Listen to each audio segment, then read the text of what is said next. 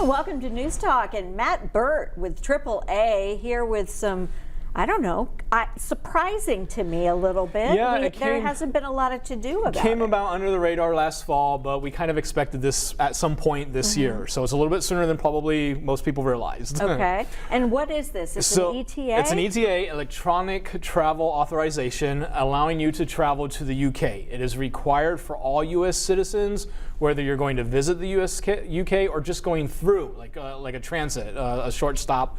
If you're there for less than 6 months, doing business or tourism. So, okay, and this is what it is basically. It's just required for everyone. It's a pre-authorization, not a visa, like you said. Correct. Yes. About $12. So, and good for 2 years. Okay, but everyone has to have Every single anyone who has a U.S. passport has to have it going to the United Kingdom starting tomorrow. And it's literally linked to your passport. It is linked to your passport. It's good for you 2 years, but if your passport expires within those 2 years, then you'll have to get it again once you get your new passport. Yes. Now here's the beauty.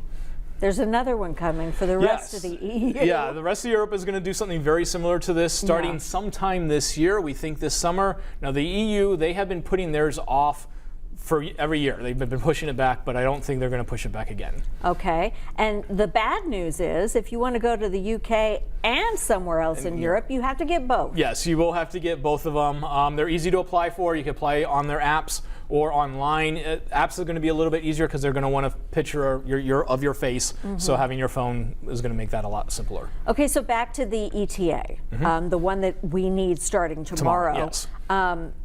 What do you recommend? How do people do this? So you want to get it within about 72 hours prior to travel. You could do it up to a week prior. Obviously, it's good for 2 years, so you could do it 6 months prior. If you need to go immediately, there's a family emergency, you still have to do it, but get on the plane, go.